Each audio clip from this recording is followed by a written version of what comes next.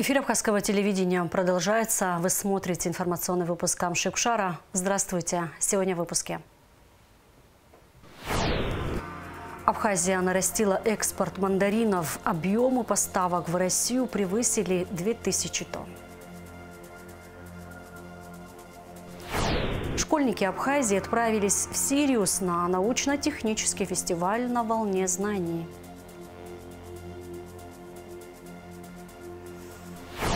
Группа специалистов МЧС России завершила работу в Абхазии.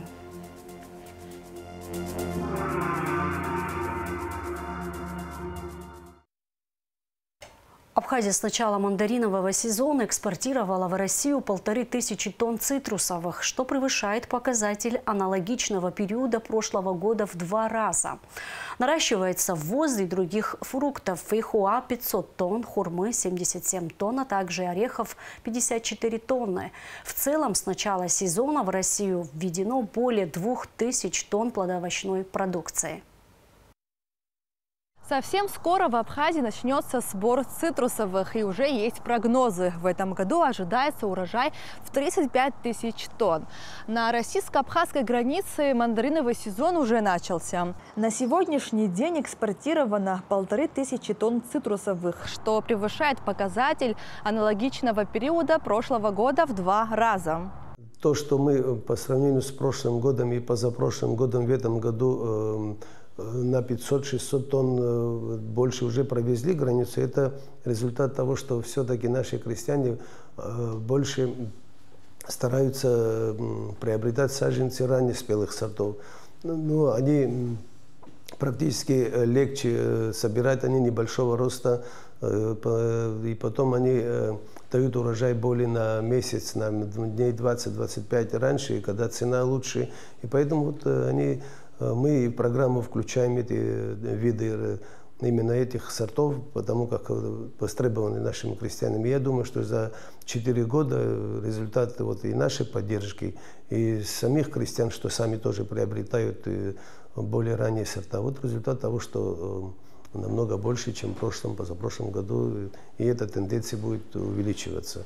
Ну, крестьяне всегда делают то, что дает им больше выгоды, и поэтому учить их в этом не нужно. Они сами разбираются прекрасно.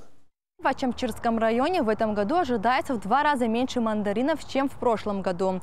За 2024 год по всему району было собрано более 5000 тонн мандаринов, а сейчас прогнозируют 2500 тонн мандаринов. В связи с тем, что в этом году во время цветения мандаринов весна была очень холодной, урожай будет намного меньше. Мы смогли обеспечить препаратами всех наших жителей, тех, кто занимается цитрусоводством и вообще всеми видами сельхозкультуры. Это химикаты, которые были приобретены из средств бюджета республиканского. То, что международные организации нам помогли, и наши коллеги с Министерства сельского хозяйства, так что количество и объемы этих препаратов у нас достаточно, и сегодня находится на хранении, в случае чего, чтобы можно было применить. Проблем с экспортом цитрусовых и осенних фруктов на границе нет. Президент страны Бадра Гунба поручил оказать максимальное содействие крестьянам в реализации сельхозпродуктов. На границе практически и с российской стороны оказали помощь, оказывают. Это результат встречи наших специалистов, пограничников, таможенных служб и других, кто заинтересован и в перевозке этой продукции. Вместе со своими коллегами из России имели встречу, и все эти процессы и процедуры там выработали. То есть единственное, мы ежегодно заявляем цену продукции для того, чтобы исчислять все эти платежи, из какой суммы. Мы всегда стараемся все затраты указать и с 20% надбавки, то есть прибыли указываем. В этом году это исходит из 45 рублей. То есть мы предлагали российским коллегам исходить из 45 рублей, чтобы 10% составляло 4 рубля 50 копеек. Но исходя из того, что в России все-таки они исходят из рыночной цены, начали исчислять из 83 рублей. Потому как есть реализации мандарины и по 300 рублей, по 150 рублей. Но тем не менее наши коллеги связались, все-таки они со вчерашнего дня, насколько я знаю, уже с 62 рублей. То есть из 83 до 6,20 это уже НДС составляет. Остальные все платежи, все вместе взятое, услуги брокерских контор, услуги участников внешней экономической деятельности, которые обеспечивают перевозку, составление документов, это вот не выше того поручения, которое было на совещании оглашено президентом республики. Как раз этому и придерживаться. Государственный таможенный комитет напоминает, что при выезде с таможенной территории Абхазии в Российскую Федерацию перевозка цитрусовых плодов, мандаринов, апельсинов, лимонов и другие весом до 5 килограмм осуществляется беспошлино. Перевозка цитрусовых плодов весом более 5 килограмм, но не более 25 килограммов в ручной клади или багаже требует наличия фитосанитарного карантинного сертификата. Продукция весом более 25 килограммов подлежит обязательному декларированию и уплате таможенных платежей. При отсутствии фитосанитарного сертификата или недекларировании товара продукция подлежит изъятию российской стороной в соответствии с требованиями законодательства Российской Федерации. В октябре начислено таможенных платежей на сумму 447 миллионов рублей при плане 435 миллионов. Плановые показатели за октябрь выполнены на 101%. За 10 месяцев текущего года таможенными органами начислено 3 миллиарда 758 миллионов рублей. План по начислению таможенных платежей за 10 месяцев 2025 года выполнен на 100,2%. Завершилось пребывание группы специалистов МЧС России в Абхазии. О целях данной поездки и ее предварительных результатах в материале пресс-службы спасательного ведомства. В течение всей минувшей недели группа специалистов МЧС России работала по всей Абхазии. Российские специалисты посетили все районные подразделения республики, интересовались каждодневными заботами своих абхазских коллег, ознакомились с техническим состоянием пожарно-спасательных частей, особенностями работы в горной местности и на море. Подробный профессиональный анализ позволил спасателям обеих стран наметить конкретные первоочередные меры по усовершенствованию работы по части предупреждения и ликвидации последствий чрезвычайных ситуаций с учетом последних разработок в данной области. А это, в свою очередь, подразумевает совершенно иной подход в работе с личным составом, технической комплектации подразделений и технологические новшества в работе спасателей и пожарных. Об этом и не только говорилось на совещании, состоявшемся по итогам работы специалистов МЧС России в нашей республике. Сегодня необходимого, в том числе, так скажем, элементарного оборудования для оказания помощи нашим гражданам в случае возникновения ЧП, в том числе и гражданам, приезжающим сюда с целью отдыха, а это в основном граждане Российской Федерации, знаете, которые попадают в различные ситуации, мы не можем квалифицированно к этому подойти. Развитие инфраструктурных объектов, транспортных коммуникаций, возросший туристический поток в нашу республику требует полноценного обеспечения безопасности граждан и гостей Абхазии в случае чрезвычайных ситуаций природного и техногенного характера, что в свою очередь ставит задачу как количественного увеличения группировки МЧС страны, так и качественного изменения работы спасателей. МЧС России готова оказать в этом самое активное содействие, поделиться опытом и технологическими новшествами. По итогам руководства министерства будут доложены предложения по поставке и ремонту, возможно, имеющейся техники. Надеемся, что результаты нашего выезда выйдут в практическую плоскость уже в начале следующего года. Приезд группы специалистов МЧС России в Абхазии был инициирован на недавней встрече глав спасательных ведомств наших стран Александра Куренкова и Льва Квициня в Москве. По словам руководства МЧС Абхазии, подобный формат межведомственного взаимодействия крайне продуктивный и будет только расширяться в будущем, что в полной мере отвечает интересам наших народов и стран.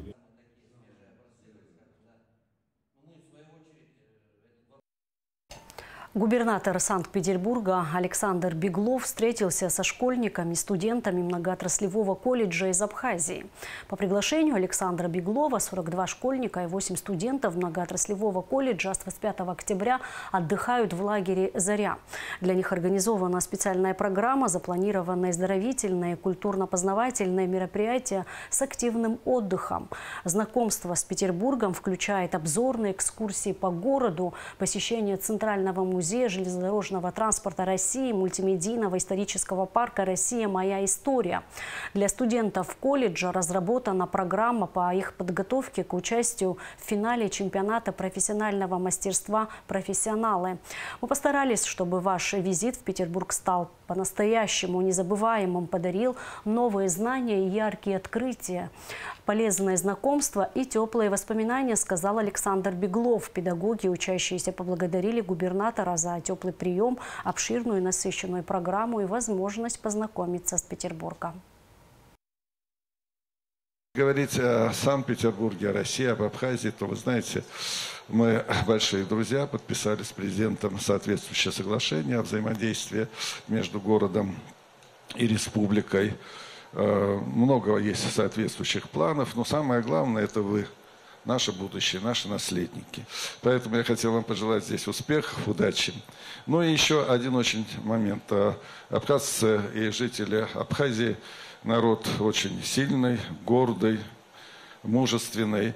И нас объединяет общая история вообще всего Советского Союза. Вот представьте себе, более 17 тысяч уроженцев Абхазии принимали участие в Великой Отечественной войне. Из них 23 героя Советского Союза. Попков, летчик, он дважды герой Советского Союза. Вот такой народ, вот таких воинов воспитал абхазский народ. Но если говорить о непосредственно Санкт-Петербурге или о герое города Ленинграде, то порядка 600 абхазцев, они защищали город наш во время блокады. Многие из них погибли. У нас есть Пискаревское кладбище, наверное, вам об этом говорили. Ну и, конечно, есть мемориальная доска, да, в память о погибших воинов, уроженцев Абхазии. У нас всех объединяет одно – любовь к нашим странам, любовь к нашей истории. Ну и самое главное – к дружбе. Мы должны уметь дружить, помогать друг другу, всегда быть вместе. Я рада, что у нас есть такая возможность приехать сюда и изучать новые знания, получать новые знания. Также я очень рада, что мы узнаем новую информацию, мы ходим на экскурсии, у нас много чего нового, много хороших новых знакомых. Вот. И я бы хотела еще добавить, я немного волнуюсь, прошу прощения. Я бы хотела добавить, что Россия и Абхазия – это два важных стратегических партнера и два друга, как две сестры. И мне бы очень хотелось, чтобы дружба России и Абхазии с каждым годом становилась все крепче. Я очень рада, я просто в восторге. Мы все в восторге, что у нас есть возможность посетить ваш великий поистине город. Мы очень рады. Большое спасибо организаторам, большое спасибо всем, кто хоть какое-то участие в этом принимал. Мы не просто сегодня дружим, мы веками дружим. У нас очень много общего, у нас история общая. Мы вместе бок о бок воевали в Великую Отечественную войну. Я думаю, что продолжение всего, что мы сегодня открыли, это будет во благо наших детей, во благо наших стран, во благо всего нашего будущего. Отдельное спасибо руководству Российской Федерации, губернатору Санкт-Петербурга, руководству лагеря и всех тех, кто нас так сегодня тепло принял. Мы уезжаем с большим багажом впечатлений. Мы очень рады, что познакомились со всеми. И не только вот наши дети знакомились там с достопримечательностями, но еще и познакомились со своими сверстниками, с другими отрядами. Они подружились, обменялись номерами. Я думаю, это как бы большой залог в наше будущее. Первая группа учащихся из различных школ республики, а это более 80 школьников, отправилась в Сириус на научно-технический фестиваль «На волне знаний». Поездка стала возможной благодаря сотрудничеству Министерства просвещения и некоммерческой образовательной организации «Фирон». Проводить детей в поездку пришли их одноклассники, родители и Аэлита Арутюнян. Чемоданы собраны, настроения лучше не бывает. Все участники предвкушают скорое отправление в Сириус, где будет проходить научно-технический фестиваль «На волне знаний». Ощущения какие радостные. Такого мероприятия, на каком мероприятии я еще не был. Буду рад посмотреть, поучаствовать. Я смотрел программу. Для меня интересно все. Предвкушение, что будет все очень интересно, увлекательно, что мы наберемся больше опыта, мы узнаем чего-то нового. Очень рада. Я это хотела, честно. Цель данного проекта – мотивация детей нашей республики к учебе. Также вызвать интерес к научно-техническому прогрессу. Немаловажная задача проекта – отбор талантливых школьников и учителей. У педагогов будет возможность поделиться опытом со своими коллегами, также повысить свою квалификацию. Мы едем в Сириус для обмена опытом. Нас ждут лекции, очень интересные мероприятия.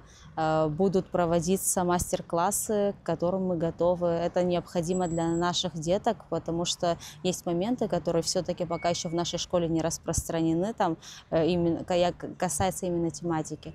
И детки получат новый опыт, новые знания и новые знакомства обязательно. Конечно, чувство радости присутствует.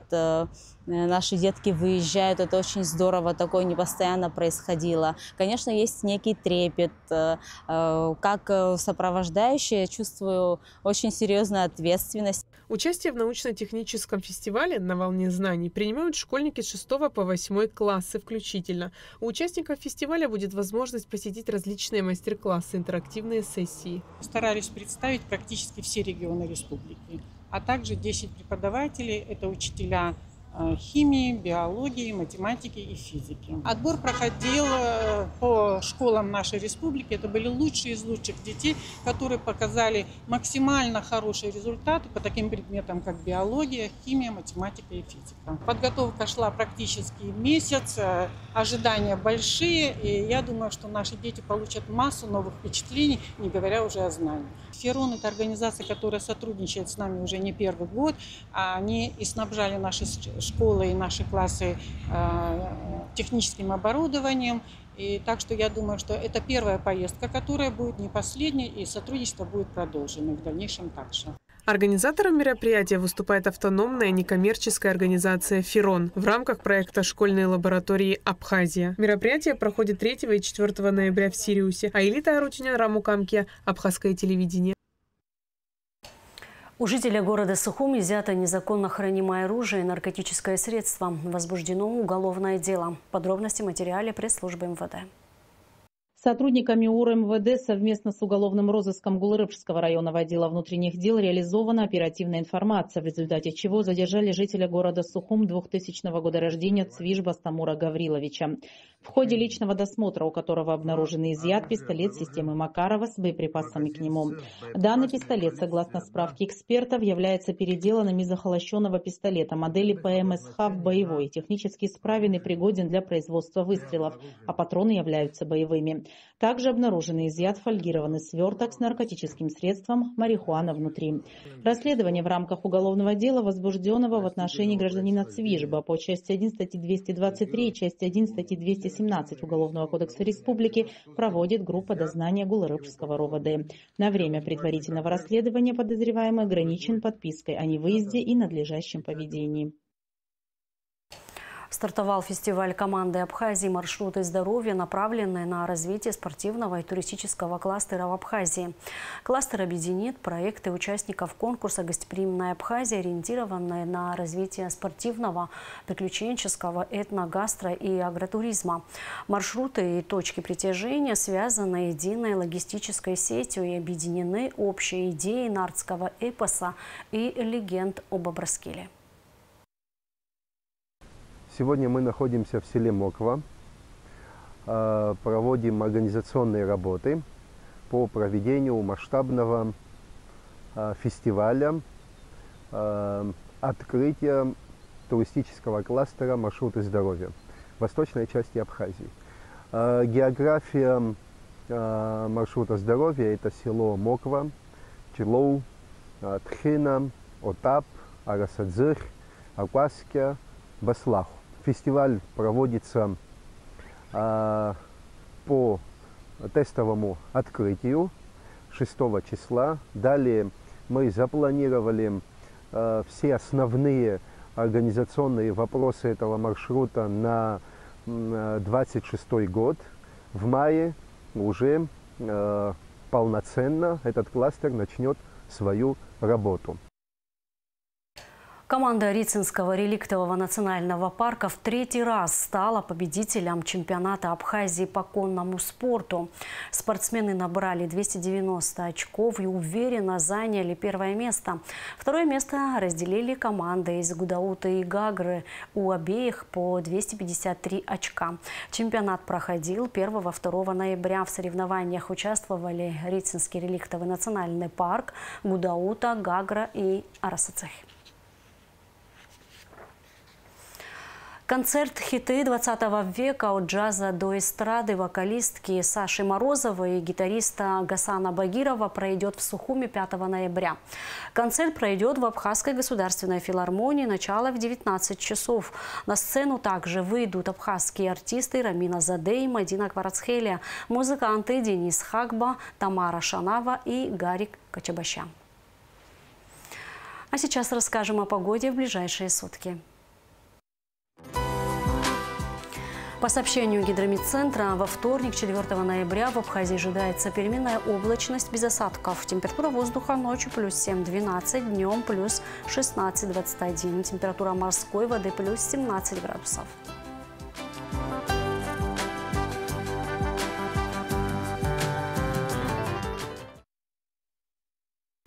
На этом наш выпуск завершен. Всего вам доброго. До встречи в эфире.